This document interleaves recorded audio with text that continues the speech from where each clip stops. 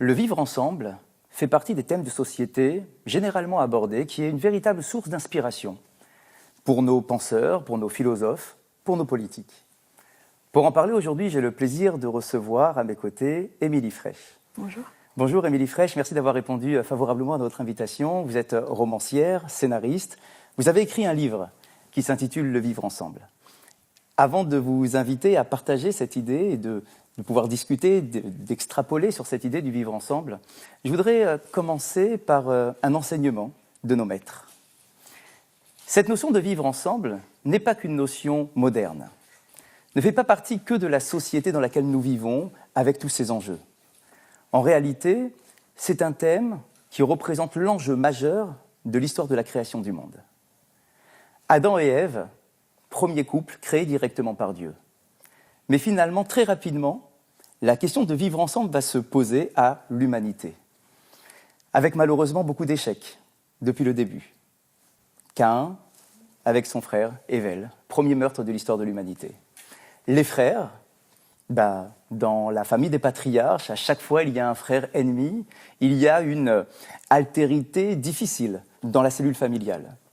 Yosef et ses frères, les frères se débarrassent de Yosef. Finalement, l'enjeu du vivre ensemble est un enjeu qui est là depuis l'origine de la création, l'origine de l'humanité. Et je voudrais savoir comment est-ce que vous avez été capable, dans votre livre, d'aborder le sujet de manière très originale, pas simplement d'un point de vue de la réflexion culturelle aujourd'hui, mais avec ce fameux couple qui va se retrouver après les attentats qui ont ensanglanté Paris. Est-ce que vous pouvez nous en dire un peu plus ? Oui, je suis contente que vous citiez Abel et Caïn, parce que c'est exactement ce mythe que je revisite à l'heure des attentats, à travers mes deux personnages, mes deux enfants, Salomon et Léo, qui vont être amenés à partager ce territoire intime. Le livre, effectivement, est né au lendemain des attentats. J'étais absolument bouleversée que nos propres enfants prennent les armes et que nous ayons enfanté cette violence-là. Puisque pour la première fois, c'était des gens qui avaient grandi sur le territoire de la République, qui étaient allés à l'école de la République et qui tout d'un coup prenaient les armes pour se retourner contre leur propre pays et leurs valeurs. D'ailleurs, j'avais déjà écrit sur la radicalisation.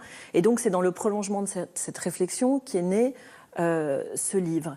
Et ce qui m'a mis très en colère au lendemain des attentats, et qui m'a fait peur aussi, c'est cette espèce d'impuissance dans laquelle je me suis retrouvée face à un discours politique qui n'a eu de cesse de répéter comme un mantra « vivre ensemble, vivre ensemble, vivre ensemble ». Et j'avais vraiment l'impression que ça saturait le discours public partout.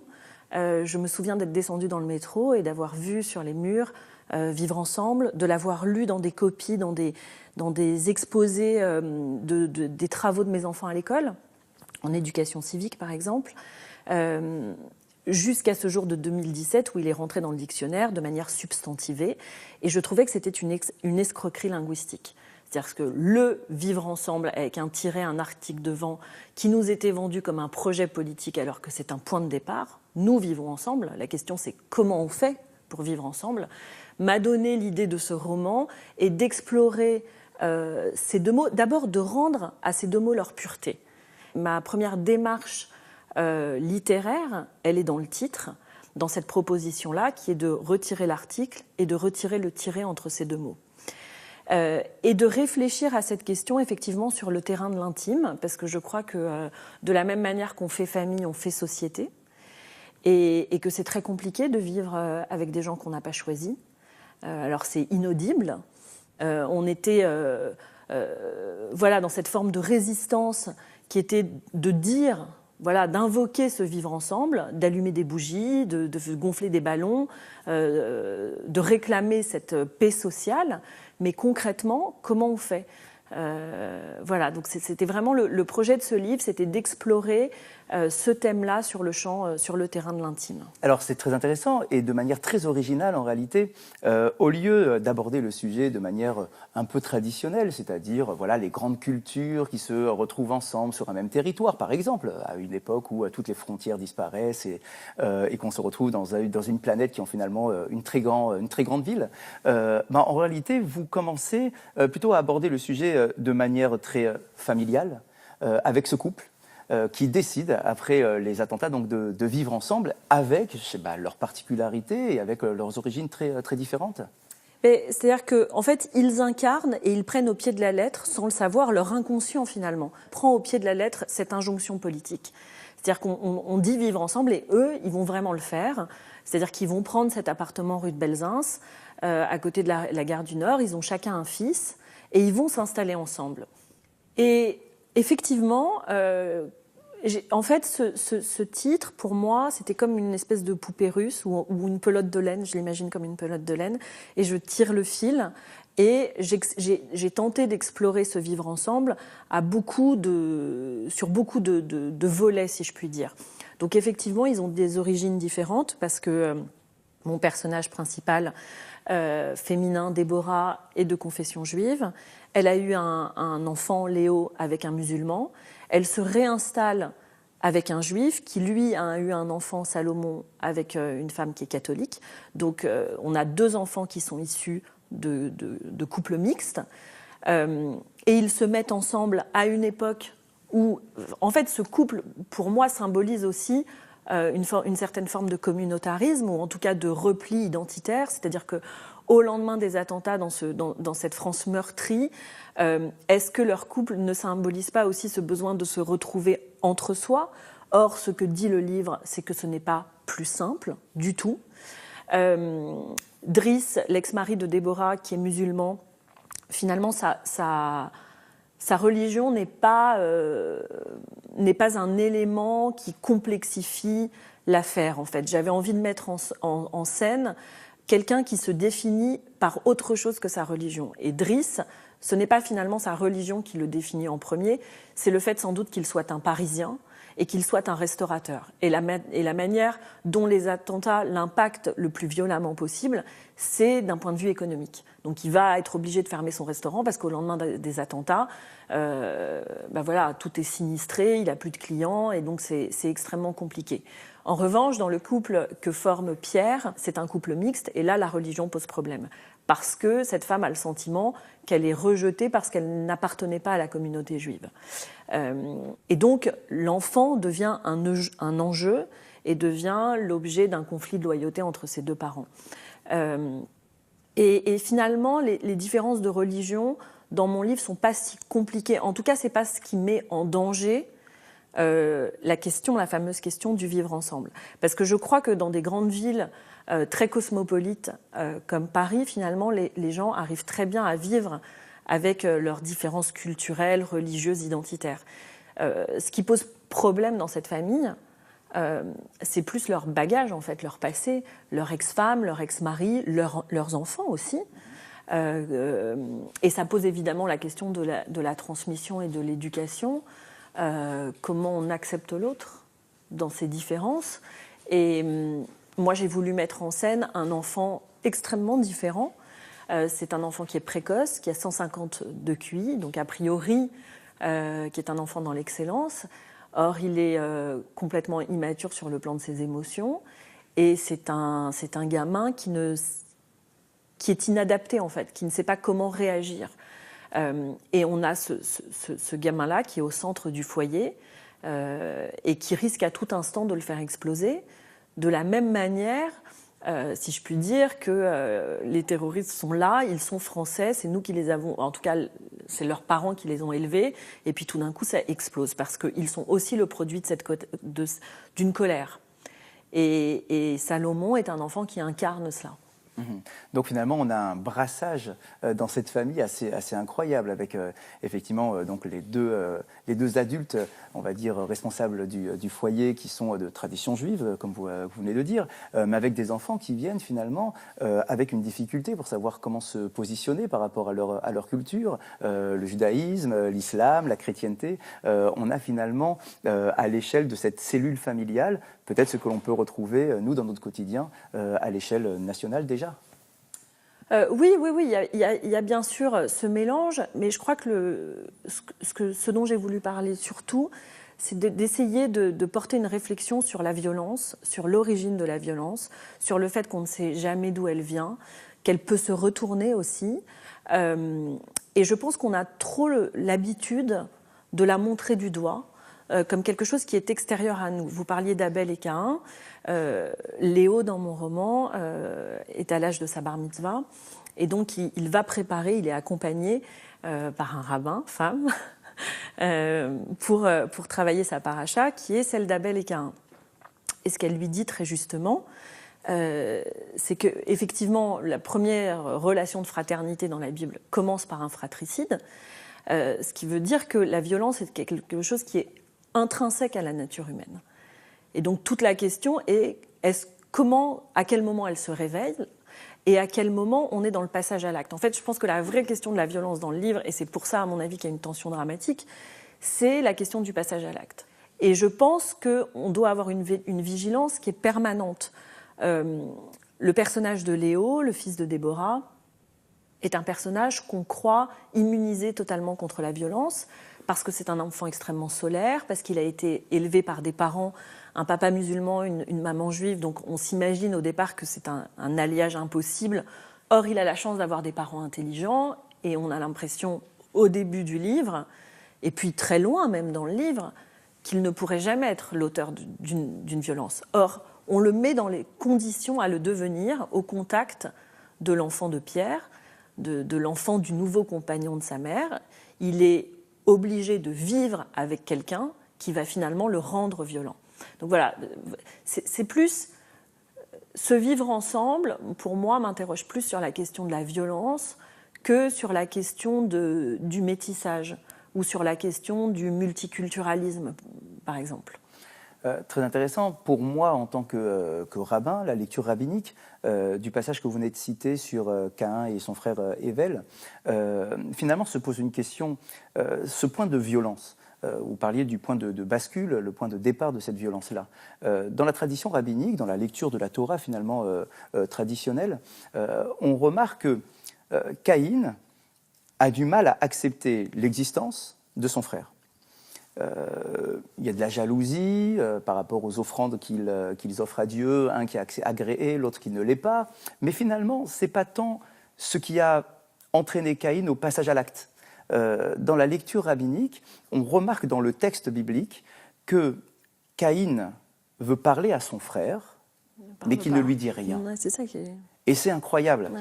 Il rencontre son frère, il veut lui parler, mais le texte biblique ne dit absolument pas ce qu'ils se disent. Sous-entendu, ils ne disent rien. Et juste après, Caïn tue son frère. C'est-à-dire que dans notre vision rabbinique, on voit que le point de départ qui va enclencher la haine, eh bien, c'est le manque de dialogue, le manque de mots dans la relation entre les hommes. Ça m'intéresse beaucoup ce que vous dites, parce que c'était exactement cette réflexion que je m'étais faite au moment de l'écriture. C'est évidemment l'absence de dialogue et le fait qu'il n'y ait rien dans le texte originel qui dise.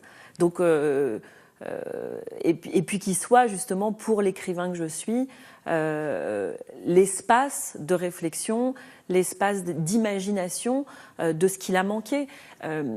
Mais justement, sur cette réflexion, pour le ramener au problème politique actuel, dans cet élément de langage qu'est le vivre ensemble et qui, pour moi, résume finalement cette injonction politique qui nous est faite, voilà, je trouve que justement c'est vide de sens. Et quand vous regardez la définition de ce vivre ensemble, personne n'est incapable de vous dire quoi que ce soit, même dans le dictionnaire. C'est une définition qui est négative. Le vivre ensemble est à construire, le vivre ensemble est à sauvegarder, le vivre ensemble est à conserver, mais on ne sait pas de quoi il est fondé. Et je pense que c'est ce dialogue, justement. Et le couteau qui est très présent et qui est la métaphore que je file du début du texte jusqu'à la fin, est finalement ce couteau qui va venir briser le lien voilà, entre les enfants de ce couple, puisque à l'ouverture du roman, l'un des deux enfants brandit le couteau comme une menace, que finalement ce sera Léo à la fin du texte qui s'en emparera.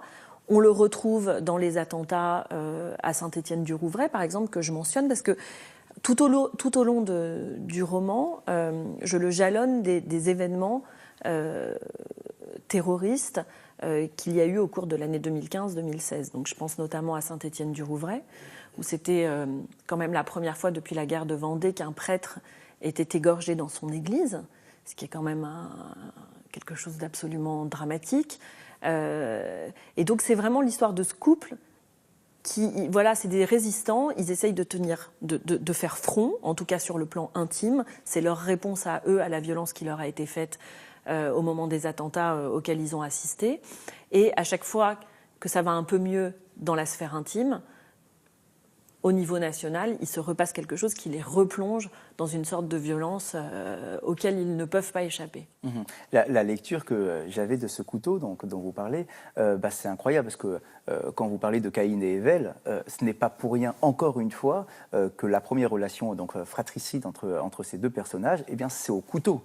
Alors justement, c'était la question, parce que j'ai lu plusieurs choses là-dessus, en réalité, et tout le monde n'est pas d'accord, non ? Exactement. Alors vous savez, dans la tradition rabbinique, c'est assez fréquent.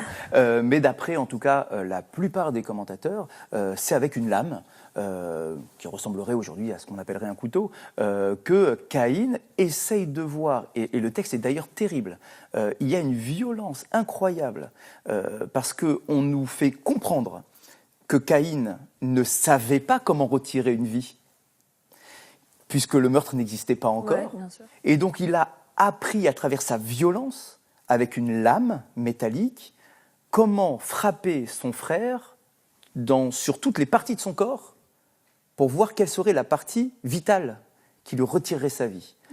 Donc on a ici vraiment quelque chose qui est une haine qui se développe, mais très rapidement, à l'intérieur du personnage de Caïn, et qui en arrive donc avec cette barbarie à retirer la vie de son frère. Mais moi, ce qui me sidère, c'est qu'on l'oublie toujours, cette violence, ou en tout cas on la met de côté, ou en tout cas on ne veut pas la voir. Et je parle également de la violence qu'on peut trouver sur des territoires qui sont reconstitués comme la jungle de Calais, parce que le personnage de Pierre est un avocat spécialisé en droit de la famille, donc ça fait 20 ans qu'il ne s'occupe que de séparation, donc d'aider les gens à ne plus vivre ensemble. Et face à ce choc terroriste auquel il a assisté, il décide de s'engager, ce qui est souvent le cas d'ailleurs, en tout cas de changer de trajectoire. Et donc, il s'engage sur le site de la jungle où il va aider les migrants à faire leur demande d'asile devant l'OFPRA. Et donc, il est en prise à cette violence quotidienne et il y a une scène où il y a un meurtre fratricide entre des Éthiopiens et des Érythréens. Et on est toujours sidéré par cette violence. Et moi, je suis sidérée qu'on le soit finalement. Parce que, encore une fois, elle est totalement intrinsèque à la nature humaine. On m'a souvent dit que le livre était très violent, mais c'est une violence que je retranscris et qu'on voit tous les jours. La violence adolescente, je veux dire, il y a quelques mois encore, j'entendais qu'un adolescent de 15 ans avait mis un coup de couteau à sa sœur pour un ordinateur, ou cette violence qu'on peut retrouver dans des situations comme la jungle, où les conditions sanitaires, les conditions de vie sont absolument épouvantables. Et du coup, ce qui est le plus compliqué, justement, c'est de gérer cette violence. C'est pas tant de gérer toutes les conditions d'accueil, qui effectivement sont compliquées, mais comment on réussit à faire cohabiter sur un territoire qu'on recrée sur le nôtre des gens qui n'ont pas forcément vocation à vivre ensemble. Est-ce qu'on peut vivre avec tout le monde ? Je ne suis pas sûre. Et cette question de vivre ensemble, pour moi, elle ne peut pas être un projet politique. Elle est un point de départ, elle est un fait. La vraie question du vivre ensemble, c'est la question du partage du territoire. Et comment on partage son territoire avec des gens avec lesquels on ne partage pas forcément les mêmes valeurs, on ne partage pas la même culture, on ne partage pas la même histoire. C'est extrêmement compliqué. Et cette complexité-là, en tout cas sur le terrain du politique, j'ai l'impression qu'on ne veut pas la nommer, et on ne veut pas la nommer parce que c'est trop compliqué d'y faire face, et ça demande trop d'engagement, trop de choses compliquées à mettre en œuvre. Je reprends cette idée de violence qui est peut-être intrinsèque, c'est-à-dire qui est inhérente à la nature humaine. Y a-t-il une volonté de faire taire cette violence, de l'étouffer, ou de canaliser l'énergie qui est le vecteur de cette violence pour peut-être l'impliquer de manière différente dans notre relation à autrui? Mais je pense qu'elle est compliquée à nommer et à voir parce que elle joue le rôle d'un miroir. Si tout d'un coup ça me fait penser à 24 jours et le texte que j'ai écrit sur Ilan Halimi et sur le gang des barbares, cette appellation de barbare était très facile. Elle était très commode plutôt pour nous, parce que le barbare est celui qui se place en dehors de la civilisation, il est celui qui ne nous ressemble pas. Si dire que les 24 membres du gang des barbares sont des gens qui nous ressemblent et qui ressemblent à nos enfants, alors là c'est terrifiant, parce que c'est un miroir qu'on nous tend. Je pense que c'est plus ça la difficulté, c'est de se dire qu'on porte en nous tous, en chacun de nous cette violence, qu'on est tous sur le fil du rasoir, et que le passage à l'acte est déterminé par les conditions dans lesquelles on vit. On vit dans une société où les politiques jouent beaucoup avec deux mots différents. Ils nous parlent souvent d'intégration, ils nous parlent également d'assimilation. Est-ce que dans un projet sociétal, est-ce que l'on peut mettre ces deux termes au même niveau ? Est-ce que l'on peut demander à un individu qui vient avec son passif, avec sa richesse culturelle, est-ce qu'on peut lui demander, lui exiger de s'assimiler à l'association, au territoire dans lequel il arrive et de perdre son identité? Est-ce que ça peut devenir un idéal de société? Une identité, elle est forcément multiple. On est plein de choses à la fois. Et de demander à des êtres humains de renoncer à une partie de leur identité est non seulement totalement utopique, mais totalement grotesque. Et je pense que ce n'est pas antinomique. De la même manière qu'on peut aimer son père et sa mère, on peut aimer et la France et son judaïsme, ou son islam, ou son catholicisme. Au contraire, je pense que les deux se nourrissent l'un l'autre, qu'ils sont totalement compatibles. Mais pour ma part, j'ai grandi dans une France où, je pense notamment à la question de l'école, parce que c'est le commencement, on venait chercher à l'école ce qu'on avait en partage, c'est-à-dire un certain nombre de valeurs. Et tout le reste était de l'ordre de l'intime. Et c'est quelque chose qui me va très bien, c'est-à-dire c'était la question de la laïcité à la française, qui protège, parce que c'est la liberté de croire et de ne pas croire, c'est surtout la protection de la liberté de conscience. Voilà, après... est-ce que la société française a changé au point que nous sommes aujourd'hui obligés de basculer dans un multiculturalisme à l'anglo-saxonne ? Je ne suis pas sociologue, je ne suis pas historienne, donc je ne le sais pas. En tout cas, ça m'interroge, parce que ce que je sais, c'est que quand je vais dans les collèges défendre mes livres, notamment sur la radicalisation ou sur Ilan Halimi, par exemple, ce dont je me rends compte, c'est que la laïcité n'a rien de sexy pour un môme de 15 ans aujourd'hui. Et ma vraie question, c'est comment on fait en sorte que les valeurs de la République deviennent des valeurs qu'un enfant de 14, 15 ou 16 ans aujourd'hui a envie de défendre. Comment on les incarne de manière positive. Je crois que pendant très longtemps, on était très sécurisé sur cette question-là. On n'avait pas du tout le sentiment d'être mis en danger sur la liberté, l'égalité, le droit des femmes, le respect des homosexuels, voilà, sur toutes ces questions-là.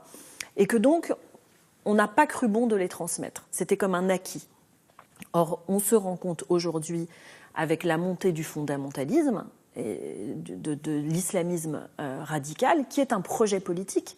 C'est pas juste une religion. Et c'est ça qui pose problème, de gagner du terrain sur des questions politiques. On se rend compte que ces valeurs-là sont en danger. Et donc, pour les rendre à nouveau, je dis sexy, parce qu'en fait, séduisantes pour des adolescents, je crois que c'est le grand enjeu qui est posé aujourd'hui aux politiques, mais aussi aux intellectuels, aux artistes et à tous les gens qui s'engagent dans la société civile. La musique est souvent vecteur de vivre ensemble, de paix, et c'est pour cette occasion que nous allons écouter le chant Alléluia, chanté par 3 choristes, dans le cadre du 9e festival d'art et de musique sacrée dans la salle Gaveau.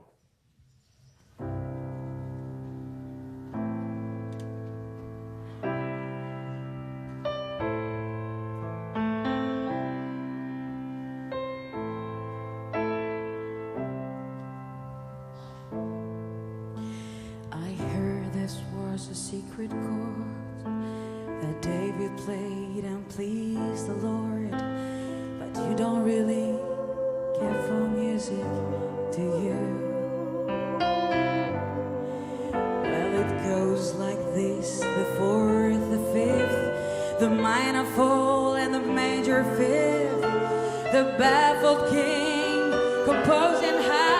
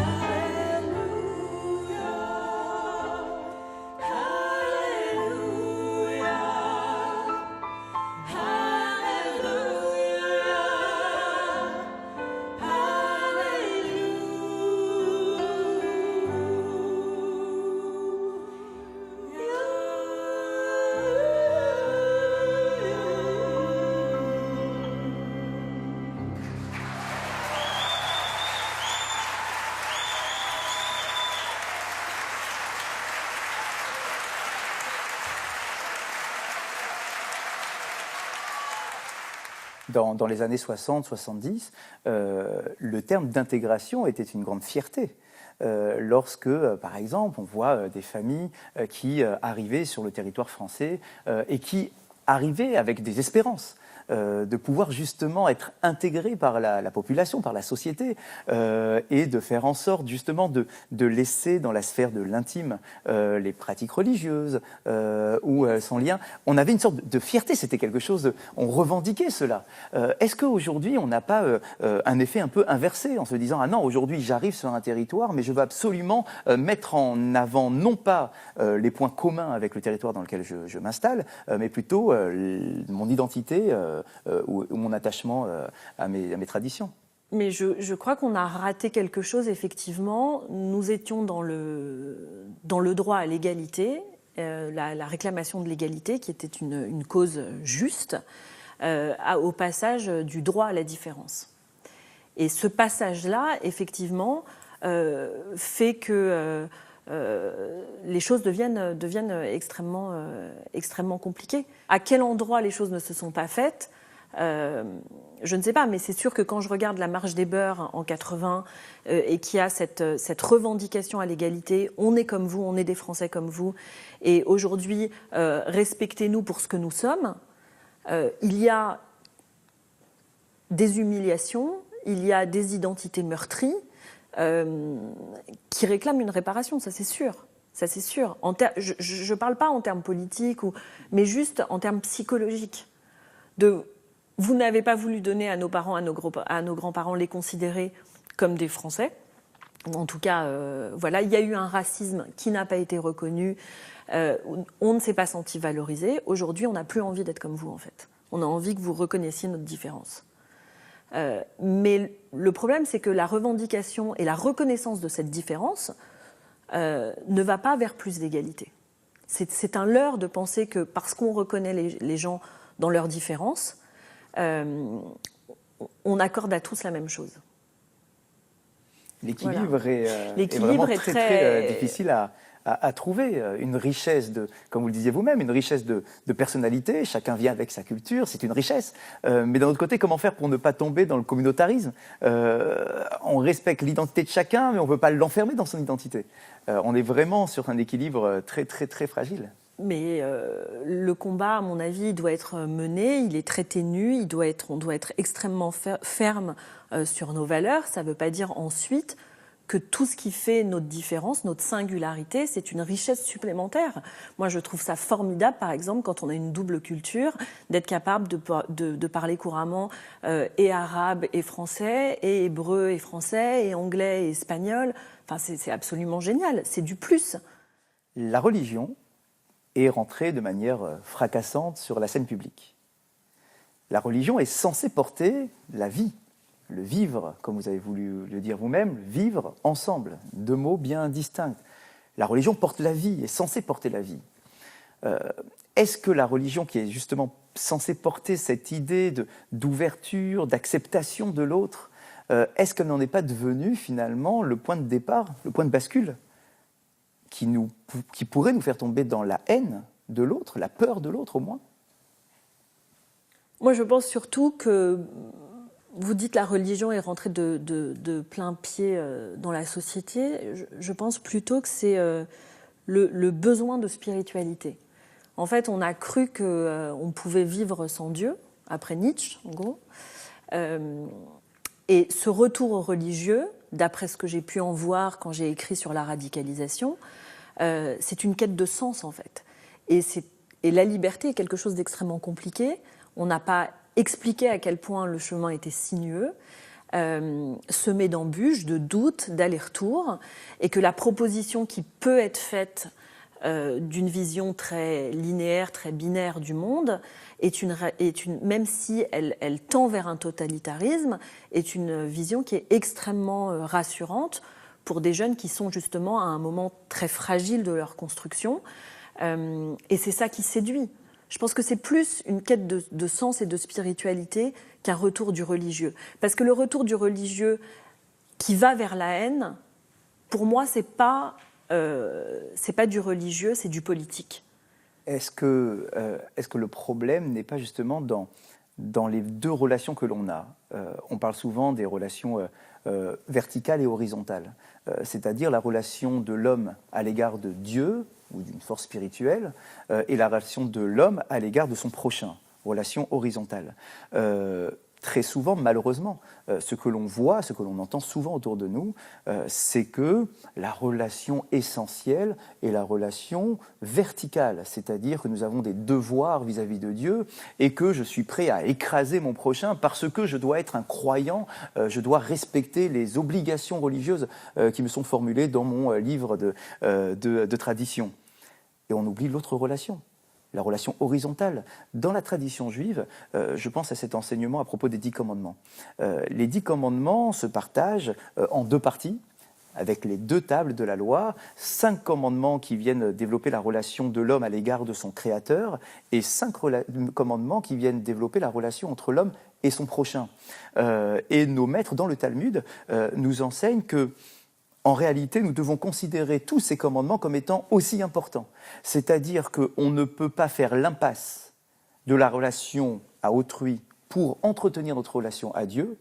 Et de la même façon, on ne peut pas écraser l'autre pour monter vers Dieu. Et on ne peut pas non plus effacer Dieu ou l'aspiration spirituelle dans ma vie parce que c'est effectivement une quête de sens qui est nécessaire. Et dans les 10 commandements, le premier mot des 10 commandements est le mot « Anochi ». Je suis, c'est un Dieu qui se révèle à l'humanité. Et le dernier mot des 10 commandements, c'est Rerecha, ton prochain. C'est-à-dire qu'il y a dans ce texte-là, qui est finalement, on va dire, la base de la culture juive et religieuse, eh bien, on a finalement cette double relation, le divin et la relation avec l'altérité qui est nécessaire. Et j'ai besoin des deux. Je ne peux pas faire l'impasse ni du Anochi, ni du Re'echa, du mot de la présence et d'existence de mon prochain. Je peux qu'approuver. Mais c'est vrai que j'ai abordé la question religieuse à travers la paracha, enfin à travers le texte et l'histoire d'Abel et Caïn, plus pour la raccrocher à une forme de modernité et de fraternité qui commence par un fratricide et d'absence de dialogue. Voilà, parce que pour moi, mon histoire, elle revisite ce thème d'Abel et Caïn au lendemain des attentats. Et qu'il est finalement assez, peut-être religieux dans le sens, mais en tout cas très peu dans les traditions, etc. Ils sont très laïques, tous mes personnages. Exact. Vous me faites penser à un enseignement du Maharal de Prague. Le Maharal de Prague, le Maharal de Prague aborde un des thèmes qui souvent a été malheureusement très très mal interprété, qui est la notion de l'élection du peuple d'Israël. Un thème qui, malheureusement, a souvent été à l'origine de pogroms, de massacres. J'adore cette question-là, de l'élection à la responsabilité. Effectivement, parce que finalement, on se dit, ah oui, mais l'élection, c'est vecteur d'un sentiment de supériorité, puisque la Torah nous dit que le peuple d'Israël a été choisi. Alors qu'en réalité, donc, le Maharal de Prague s'intéresse et décortique cette notion-là, en nous parlant effectivement de cette notion d'élection, en nous disant que ce n'est absolument pas, mais certainement pas une idée de supériorité, que c'est d'ailleurs un danger d'imaginer la relation de ce genre-là. Mais il dit quelque chose d'intéressant. Il nous dit qu'en réalité, là où on peut avoir l'impression qu'il y a une supériorité d'un peuple sur un autre, chose très, très dangereuse dans l'approche générale, il nous dit que non, pas du tout. En réalité, il y a une sorte de responsabilité. C'est-à-dire que le monde, volontairement, n'a pas été créé de manière parfaite, mais qu'il y a une nécessité de complémentarité entre chaque nation qui vient avec un génie propre, en quelque sorte, ce sont ses mots à lui, mais qu'on pourrait bien évidemment réinterpréter avec notre vocabulaire à nous, c'est-à-dire chacun avec sa culture, chacun avec sa singularité, sa façon de voir le monde, de voir le sens et le rôle de l'homme sur Terre, et ce qu'il peut apporter sur Terre, et que finalement, s'il n'y a pas la complémentarité de toutes les cultures et de toutes les sociétés, alors le monde reste incomplet. Alors que nous avons le devoir de le parfaire, de l'amener à quelque chose de plus sublime. Cette question de responsabilité, elle se trouve au fondement de la démocratie. Un président est élu à être responsable et garant des institutions et garant d'une constitution, de la même manière que la responsabilité du peuple juif est d'assurer la pérennité et la transmission des 10 commandements, enfin de la loi. Donc oui, il y a effectivement ce parallélisme-là que je trouve très, très intéressant. Et je crois effectivement à la responsabilité de chacun d'entre nous. Sauf que c'est un discours qui ne fait pas beaucoup rêver, parce que c'est un discours qui dit aux gens « bougez-vous ». Je crois que c'est la grande aventure humaine, de vivre avec les autres. Donc c'est la promesse des plus grandes richesses, mais c'est aussi un risque. C'est le risque d'être trahi, c'est le risque d'être malheureux, c'est le risque de perdre, mais c'est aussi le risque de tout gagner. Voilà, et c'est un danger de vivre avec les autres, bien sûr. Mais je trouve que c'est un pari, de toute façon, c'est un pari qu'on n'a pas le choix de ne pas prendre, en fait. Et donc, autant être armé et préparé. Vous citiez tout à l'heure un verset de la Torah, tu aimeras ton prochain comme toi-même. C'est aussi une des particularités peut-être dans la Torah, de faire en sorte que l'amour du prochain, ou en tout cas le respect, l'acceptation de l'existence de l'autre, de ne pas le considérer comme étant quelqu'un qui va me dévorer comme un loup à mon égard, que cette idée-là, dans le judaïsme, est présentée comme étant le code de loi. Et finalement, peut-être qu'il y a une des solutions de savoir que c'est un de mes devoirs. Je dois être confronté à cela comme étant un de mes devoirs. Mais ça, c'est une chose très simple. Juste, vivre ensemble, c'est compliqué. Donc, il faut vous y préparer. Je crois qu'on n'a pas cette conscience-là. Et donc, on arrive dans une société où on ne fait pas l'effort, toujours, d'accepter l'autre dans sa différence, ou en tout cas, surtout, de ne pas en avoir peur. Parce qu'il y a ça qui se joue aujourd'hui dans cette crispation identitaire très forte, c'est que plus la société se segmentarise, plus elle se communautarise, plus nous n'allons pas vivre avec les autres. Et je ne sais pas, moi, aujourd'hui, en France, quels sont les lieux dans lesquels les gens qui viennent d'horizons différents peuvent se rencontrer. Vous parliez de message qui n'est pas forcément un message politique, effectivement. C'est un message qui nous revient à chacun d'entre nous. Peut-être effectivement les lieux de rencontre, eh bien, ça ne peut pas être que les lieux politiques ni même religieux. Aujourd'hui, on a beaucoup de rencontres dans les synagogues, dans les églises, dans les mosquées, où on reçoit les jeunes notamment. Beaucoup de travail sur la jeunesse, d'autres cultures, d'autres traditions religieuses. Être capable de transmettre tout ça, d'élargir tout ça, de ne pas avoir peur, comme le verset biblique le dit, n'aie pas peur, n'aie pas crainte, avance, n'aie pas peur de l'autre, parce que l'autre est une richesse, et non pas un point mort que tu dois porter. En tout cas, vraiment, je tenais à vous remercier pour cet échange riche de réflexion, une invitation finalement pour chacun, vivre ensemble, sans le trait d'union, vivre ensemble parce que c'est effectivement une nécessité. Vous avez écrit ce livre et bien d'autres, notamment celui dont vous avez cité les 24 jours sur Ilan Halimi, avec effectivement ce problème de vivre ensemble qui était peut-être le point de départ de toutes ces années terribles, folles, que nous devons surmonter. En tout cas, merci beaucoup. Merci à vous. Merci, nous nous retrouverons très bientôt. Passez tous un très bon dimanche.